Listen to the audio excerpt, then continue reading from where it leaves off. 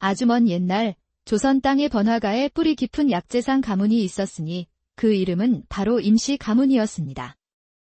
한때는 그들의 약재 창고에서 풍기는 쌉싸름한 향기가 팔도 저녁에 명성을 떨칠 정도였으나 무정한 세월의 풍파 앞에 가세는 서서히 기울고 있었습니다.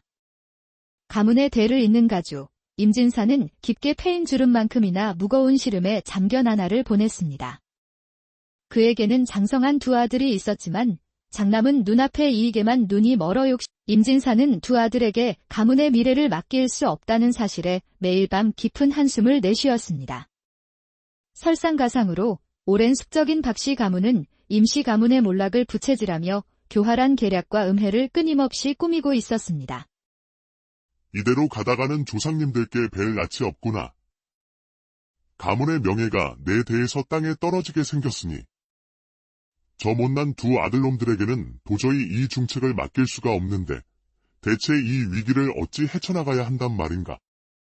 임진사가 머리를 싸매고 고뇌하던 어느 날 오후 약재상 일을 돕고 돌아온 막내딸 연하의 모습이 그의 눈에 들어왔습니다. 연하는 비록 여인의 몸이었으나 약재에 대한 타고난 감각과 사람의 마음을 꿰뚫어보는 깊은 통찰력을 지니고 있었습니다.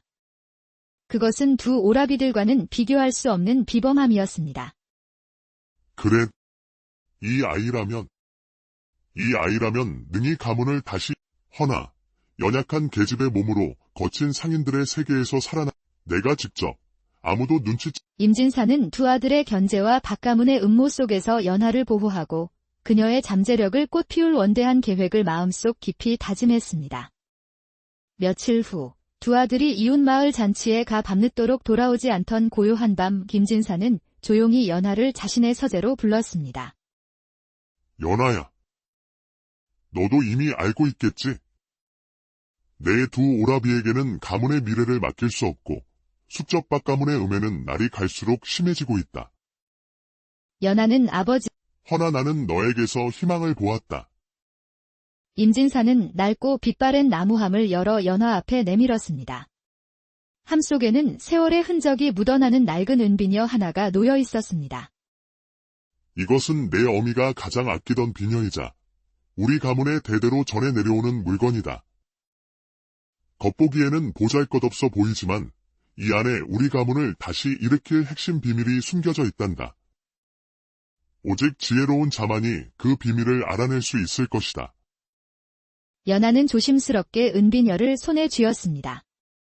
차가운 금속의 감촉 너머로 이 비녀가 단순한 장신구가 아니라는 강한 직감이 그녀를 스쳐 지나갔습니다. 이제부터 내 말을 잘 듣거라, 연하야. 비록 내 너에게 잔인한 명령을 내리려 하지만 이는 우리 가문과 이 땅의 백성들을 위한 원대한 계책이니라. 임진사의 눈빛은 흔들림 없었고 연하는 숨을 죽인 채 아버지의 다음 말을 기다렸습니다. 너는 이제부터 이 비녀를 품에 지닌 채 먼 곳에 있는 해동객주로 찾아가거라. 그리고 그곳에 너 스스로를 천한 여종으로 단돈 한 냥에 팔아라. 연하는 충격에 두 눈을 동그랗게 떴습니다. 아, 아버지. 저를 한량의 여종으로 팔라니요. 제가 혹 무엇을 잘못하기라도 하였나이까. 그녀의 목소리는 놀라움과 당혹감으로 가늘게 떨렸습니다. 양반 가문의 딸로 태어나 한 번도 천한 대접을 받아본 적 없는 그녀에게는 청천벽력 같은 말이었습니다. 아니다, 연하야. 내가 잘못한 것은 아무것도 없다. 오히려 너는 내가 본 그 어떤 혈육보다도 뛰어난 재능을 지녔기에 이 험한 길을 택하는 것이니라. 임진사는 연하의 손을 굳게 잡으며 단호하게 말을 이어갔습니다. 너의 두 오라비는 어리석어 이 시련을 감당할 수 없지만 너는 다르다. 너는 고난 속에서도 빛을 발할 지혜와 강인함을 가졌다. 그곳 해동객주는 팔도에서도 손꼽히는 약재상이다. 그곳에서 너는 이 비녀에 담긴 진정한 의미를 깨닫고 진정한 상인의 도리와 가문을 일으킬 지혜를 배우게 될 것이다.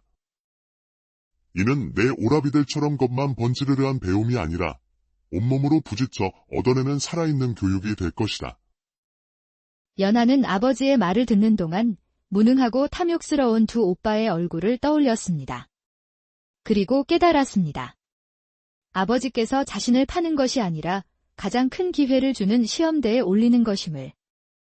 네, 아버지. 아버지께서 시키시는 대로 하겠습니다. 제 한 몸 바쳐서라도 가문을 다시 일으키고 아버지의 뜻을 반드시 이뤄내겠습니다. 연하는 비장하게 답했습니다.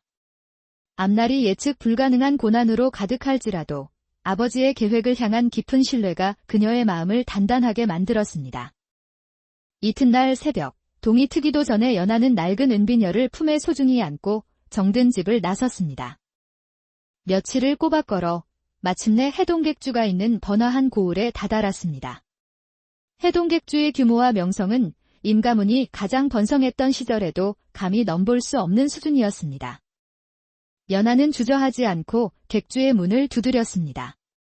그리고 아버지의 지시대로 자신은 부모 없이 떠돌다 흘러들어온 몸이며 객주의 일을 돕고자 스스로를 한량에 판다고 말했습니다.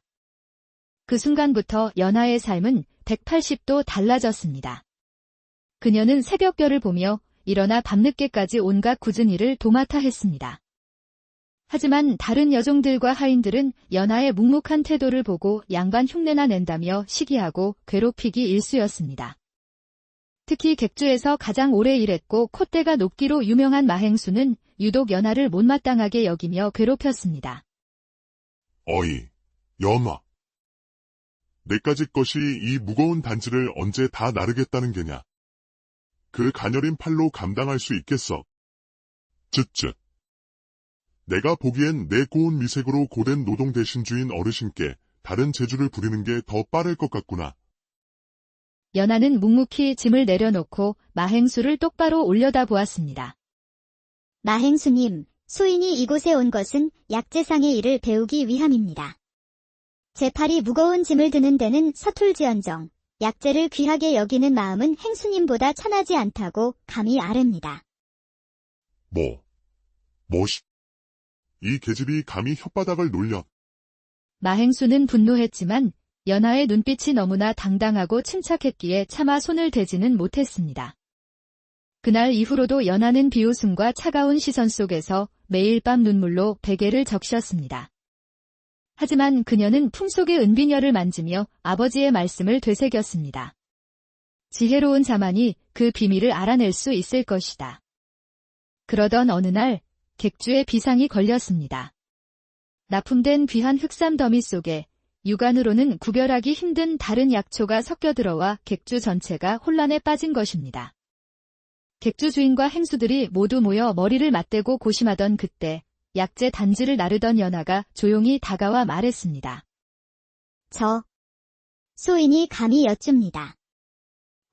저 흑삼 더미 속에 다른 약초가 섞여 있는 듯합니다. 내까진 여종 나부랭이가 감히 무엇을 안다고 나서느냐. 내 코로는 약탕실 고약한 냄새나 맡을 줄 알지. 감별은 우리들이 하는 것이다. 연하는 주눅 들지 않고 차분히 설명을 이어나갔습니다. 행수님, 소인이 주목하는 것은 흙내음입니다. 진정한 흑삼은 뿌리의 미세한 굴곡과 함께 깊은 산속 특유의 흙내음을 품고 있습니다. 허나 저 약재들은 겉보기엔 완벽하나 흙내음 속에 아주 희미하게 칡뿌리의 시큼한 기운이 섞여 있습니다. 게다가 흑삼은 뿌리 끝에 숨구멍이 살아있어야 하거늘 저 약재들의 뿌리 끝은 급히 흙을 털어내려 했는지 인위적으로 막힌 기색이 역력합니다. 아마도 칡뿌리를 섞어 중량을 늘린 후 서둘러 위장하려다 이런 미세한 실수를 범한 듯 하옵니다. 말도 안 되는 억측이다. 이 모든 약재를 우리가 눈으로 직접 확인했거늘. 억측이 아닙니다. 상인의 눈은 돈을 보지만 약재를 다루는 자의 눈은 진실을 보아야 합니다. 제 눈에는 저 약재가 객주의 신뢰를 갉아먹는 도구로 보입니다. 이대로 거래를 진행하시면 객주가 입을 손에는 한낱 금전이 아니라 임금님도 살 수 없는 백성의 믿음을 잃는 것이 될 것입니다. 놀랍게도 연하의 말대로 섞인 약재를 골라내어 자세히 살펴보니 그녀의 말이 정확했습니다. 객주 주인과 행수들은 눈을 휘둥그레 떴고 그 중에는 연하의 아버지가 미리 심어둔 젊고 영민한 행수 강태우도 있었습니다. 혼잣말. 과연. 임진사 나리의 안목이 틀림없었구나. 막내 아씨는 확실히 기울어가는 임씨, 가문을 다시 세울 인재이시다. 이 사건을 계기로 객주 주인은 연하를 다른 시선으로 보기 시작했고 그녀에게 약재 창고 정리나 간단한 약재 분류 일을 맡기기 시작했습니다. 그 후 연하의 활약은 객주에 놀라운 변화를 가져왔습니다. 긴 장마로 가짜 산삼이 횡행할 때도 그녀는 강태우와 함께 진짜 산삼만을 골라내 객주의 손실을 막았습니다. 또한 가뭄으로 약초가 귀해지자 버려지던 들풀들 속에서 숨겨진 효능을 가진 약초를 발굴해내 들꽃 해열제를 개발했고 이는 백성들에게 큰 인기를 끌었습니다. 강태우는 연하의 놀라운 재능을 가장 가까이서 지켜보며 깊은 신뢰와 존경을 보냈고 그녀의 지시라면 밤낮을 가리지 않고 실행에 옮겼습니다. 그러던 어느 늦은 밤, 연하는 강행수가 약재 창고 앞에서 서성이는 것을 보았습니다. 그의 손에는 연하가 어릴 적 즐겨 먹던 주전부리가 들려 있었습니다. 강행수님, 어찌 이 늦은 밤까지 이곳에 계십니까? 그리고 그 손에 들린 것은 무엇인가요? 강태우는 화들짝 놀라며 주전부리를 등 뒤로 감추었습니다. 아씨. 그저 밤 공기를 쐬러 잠시 나왔을 뿐입니다.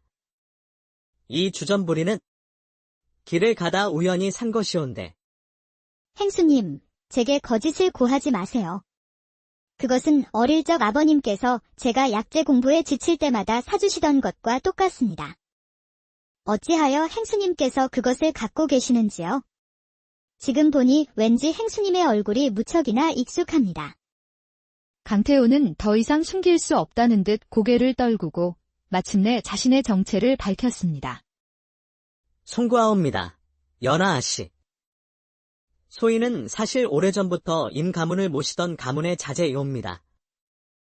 제 이름은 강태우. 아씨께서 어릴 적 동무처럼 따르시던 그 소년이 바로 저입니다. 연하는 숨을 멈췄습니다. 희미했던 어린 시절의 기억 속 늘 자신의 곁을 묵묵히 지켜주던 굳건한 소년의 얼굴이 떠올랐습니다. 강행수님? 아니, 태우. 그렇다면 아버님께서는 대체 얼마나 큰 그림을 그리고 계신 것입니까? 그리고 너는? 어찌하여 이 모든 고난을 묵묵히 지켜만 보았단 말이냐? 송구하옵니다. 아씨. 나리의 명이 너무나도 엄중하여 아씨를 모른 척할 수밖에 없었습니다. 나리께서는 소인을 미리 이곳에 심어두고 아씨를 보필하라 명하셨습니다. 허나 아씨께서 홀로 겪으신 고초를 지켜보는 소인의 마음은 매일 밤 칼로 저미는 듯했사옵니다. 어린 시절부터 아씨를 연모해온 제가 어찌 모른 척할 수 있었겠나이까. 강태우의 고백에 연하의 심장은 크게 요동쳤습니다. 자신이 홀로 감당해야 했던 아버지의 계획에 처음부터 그가 함께 있었다는 사실, 그리고 자신을 향한 그의 깊은 마음에 큰 위로를 받았습니다. 태우.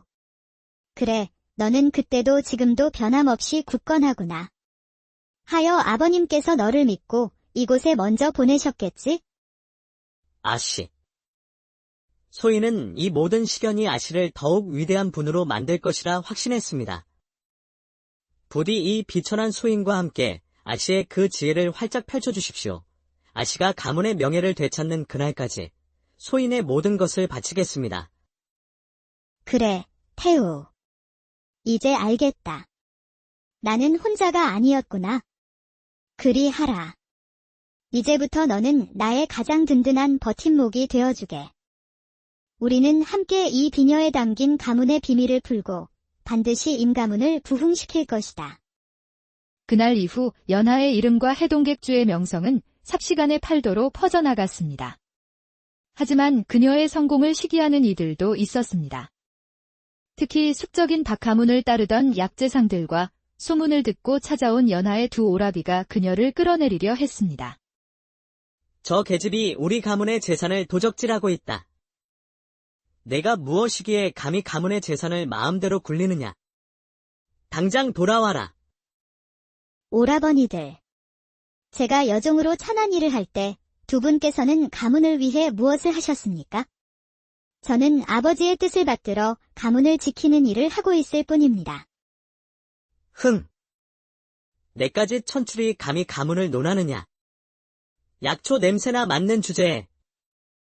가문의 재산이 귀한 것이 아니라 그 재산을 올바르게 굴리는 지혜가 귀한 법입니다. 오라버니들께서 그 도리를 깨닫기 전에는 제가 이곳에 머무는 것이 곧 임가문을 지키는 길임을 명심하십시오. 연하의 당당함에 두 오빠는 꼬리를 내리고 돌아갔지만 해동객주의 번영은 숙적 박가문의 수장, 박판서의 귀에까지 들어가고 말았습니다. 그러던 어느 날 밤, 강태호는 임진사가 보낸 밀서를 연하에게 건넸습니다. 태우야, 아버지께서 다음 지시를 내리신 것이냐? 박가문의 눈치가 심상치 않구나. 맞습니다, 아씨. 이 서신에는 아주 중대한 내용이 담겨 있습니다. 서신에는 아버지가 보낸 은밀한 지시가 적혀 있었습니다. 목소리. 연하야, 내가 가진 은비녀의 약초 문양을 자세히 들여다보아라. 그 안에 우리 가문 선조들이 수백 년간 갈고 닦은 만초비전으로 통하는 나무가 새겨져 있다. 목소리. 그 비전을 찾아내어 우리 가문 재건의 결정적인 발판으로 삼아라. 만초비전. 아버님께서 주신 은비녀의 진정한 의미가 이것이었구나. 이 비전만 찾으시면 임 가문은 옛 명성을 되찾는 것을 넘어 조선 최고의 약재상이 될 것입니다. 그러나 연하의 명성이 높아지자 박판서의 분노 또한 극에 달했습니다. 그는 마침내 연하가 임 가문의 막내딸임을 확신하고 해동객주까지 모두 멸망시킬 교활한 계략을 꾸몄습니다.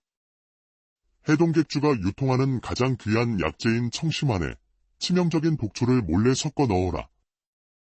그들의 신뢰를 뿌리째 뽑아 버릴 것이다. 박가문의 음모대로 해동객주의 청심환을 복용한 백성들이 극심한 고통을 호소하며 객주 앞에 몰려들었고 객주는 순식간에 아수라장이 되었습니다.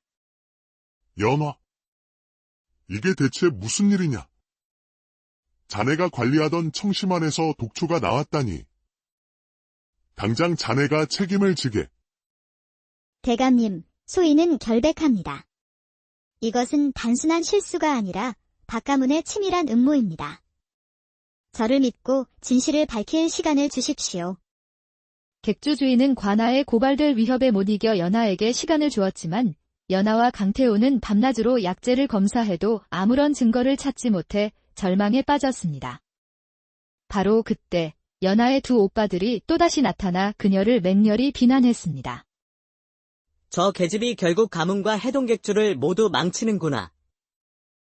당장 저 계집을 관아에 넘겨 우리 가문의 명예라도 지켜야 합니다. 오라버니들. 지금은 동생을 탓할 때가 아니라 박가문의 계략에 맞서 진실을 증명해야 할 때입니다. 결국 두 오빠의 고발로 관아에서는 연하를 잡아들이려 했고 그녀는 강태호의 도움으로 간신히 몸을 숨겼습니다. 태호, 이제 시간이 없어. 이 밤이 가기 전에 반드시 은비녀의 비밀을 풀어 만초비전을 찾아내야 해. 아씨, 걱정 마십시오. 아씨는 오직 비밀을 푸는 데만 집중하십시오. 만약 관군이 쫓아오면 소인이 모든 죄를 뒤집어 쓰겠습니다.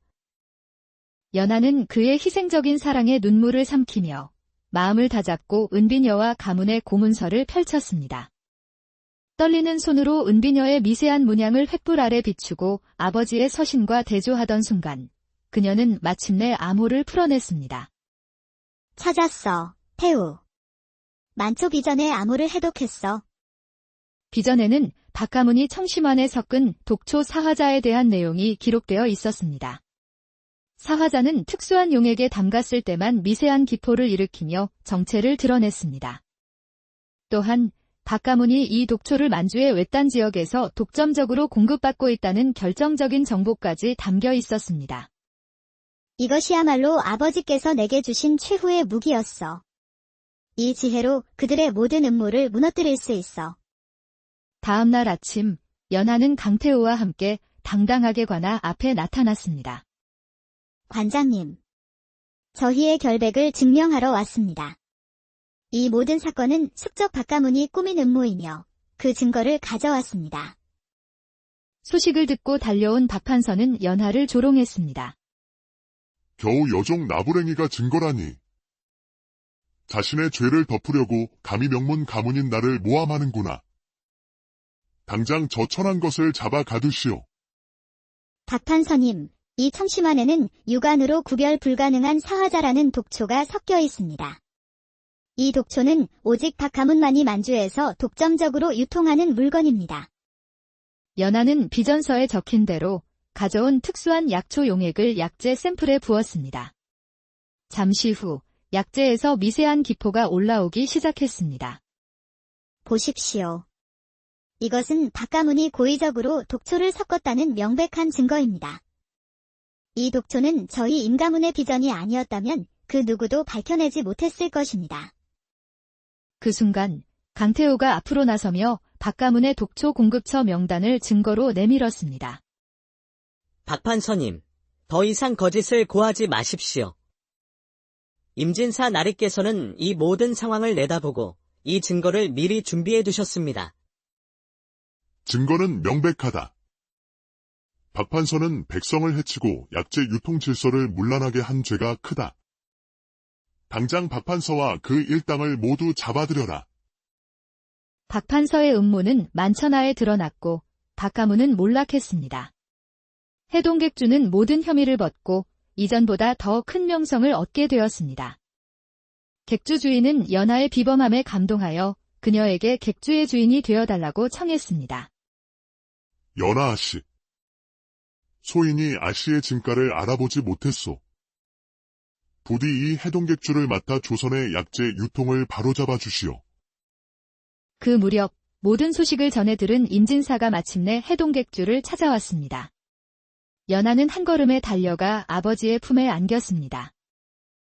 연하야, 내 딸아. 네가 해냈구나.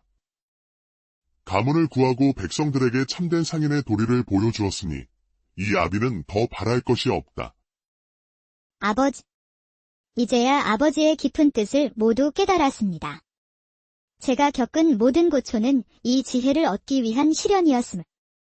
임진사는 연하와 강태호에게 모든 계획의 전말을 털어놓았습니다. 무능한 아들들 대신 딸에게서 희망을 보았고 그녀를 진정한 거상으로 키우기 위해 시련을 계획했으며 충직한 강태호를 미리 보내 돕게 했다는 것을.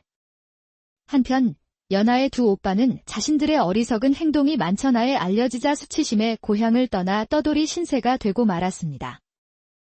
이제부터 너는 우리 임 가문의 진정한 가주가 되어 가업을 이끌어야 한다. 네, 아버지. 오직 상인의 도리를 지킬 수 있는 자만이 이 가문에 머물 자격이 있음을 세상에 보이겠습니다. 그날 이후 임 가문은 연하의 활약으로 조선 최고의 약재상으로 우뚝 섰습니다.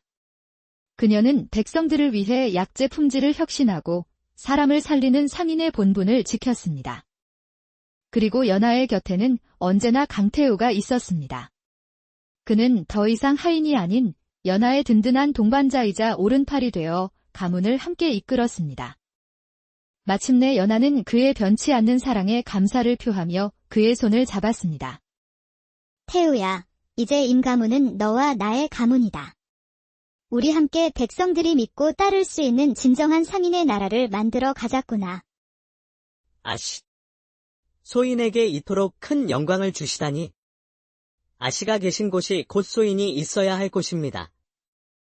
연하와 강태호는 지혜로운 거상 부부로 살며 많은 이들의 존경을 받았습니다.